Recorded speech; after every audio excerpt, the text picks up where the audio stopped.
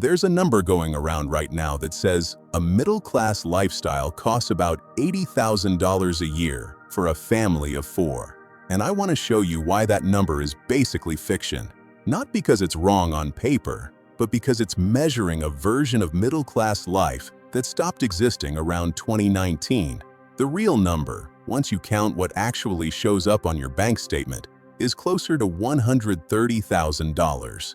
And the gap between those two figures is where an entire generation quietly lost its footing without ever making a bad decision. Here's what makes this dangerous. That $80,000 figure gets repeated by news anchors, financial calculators, even government surveys, and it makes millions of people feel like they're failing at something everyone else is nailing. You're staring at your bills wondering how you're $50,000 short of average, and the honest answer is, you're not behind. The number was wrong. Today we're running the real receipts on what middle-class life actually costs in 2026, because there's a visible bill and an invisible bill, and almost nobody is being told about the second one. Let me give you the frame first, because it explains everything that follows.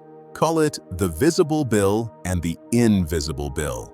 The visible bill is what shows up in every cost of living calculator. Mortgage or rent, groceries, gas, a car payment. Predictable, budgetable, the stuff people planned for. The invisible bill is everything that's exploded quietly over the last 5 years, while nobody updated the spreadsheet. Insurance, childcare, elder care, healthcare premiums. These categories don't show up as one clean line item, so they never make the headline number. But they've grown 2 to 3 times faster than everything else. And here's the part that should bother you. The invisible bill isn't optional spending you can trim. You can't opt out of your car insurance renewal. You can't negotiate your kid's daycare down 20%. So let's actually build the real number. Housing first, since it's the biggest line item by far. The median mortgage payment on a home bought in the last 2 years, including taxes and insurance, runs close to $2,800 a month. That's already $33,600 a year before a single grocery run. Health insurance for a family of 4 through an employer plan now averages around $6,500 a year in premiums alone, and that's before deductibles, which routinely add another $3,000 to $5,000 if anyone actually gets sick. Childcare, if you've got a kid under 5, averages over $11,000 a year nationally, and in a lot of metro areas, it's closer to $18,000, more than in-state college tuition. Auto insurance has jumped almost 25% in the last 3 years, pushing the average 2-car household past $3,200 annually. Add groceries for a family of 4, around $12,000 a year now, and a modest amount for utilities, gas, and basic upkeep, and you're already past $110,000 before a single vacation, a single retirement contribution, or a single dollar set aside for the kid's future. That's the real number, not $80,000. Somewhere between $125,000 and $135,000, depending on your city, and that's for a family living modestly, not extravagantly. No new car every 3 years. No private school, just groceries, a mortgage, insurance, and a kid in daycare. Let me make this a person, because numbers on a screen don't hit the same way a life does.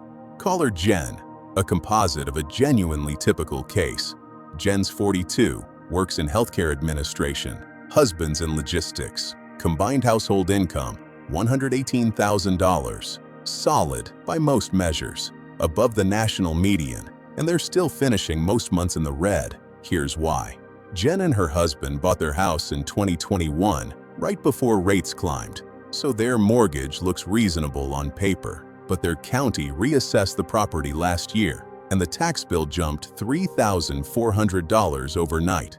Their daycare provider raised rates twice in 18 months, now $19,000 a year for their youngest. Health insurance premiums through her employer went up again this January, and this is the year her mother in Ohio started needing help.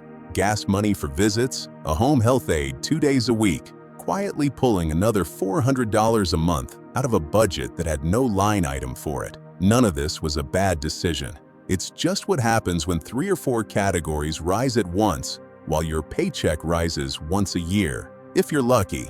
And this is where it gets structurally worse, because Jen isn't facing one problem. She's facing a collision of forces that no calculator models. Force 1.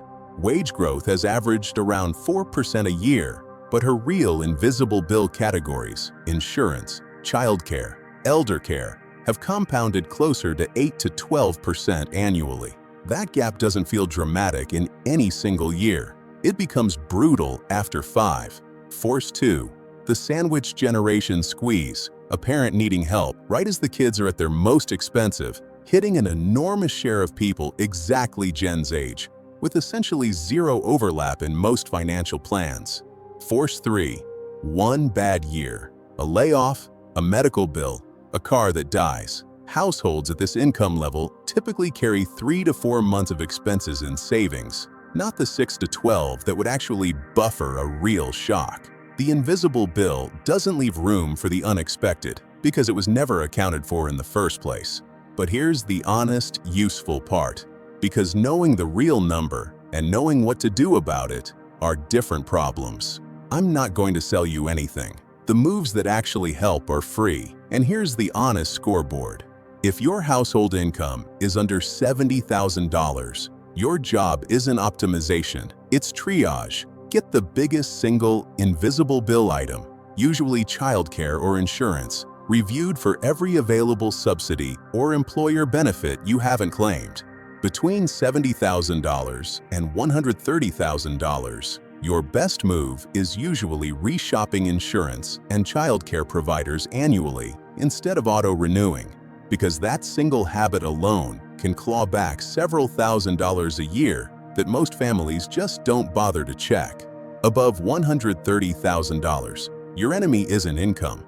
It's lifestyle creep hiding inside necessary categories. The bigger house, the newer car, dressed up as middle-class normal. 3 things to actually do this week. 1. Add up your real invisible bill, insurance, childcare, elder care, healthcare, in actual dollars, not estimates. Most people have never done this once. 2. Call your insurance provider and ask directly for every discount you qualify for. Most families are leaving money on the table simply by never asking. 3.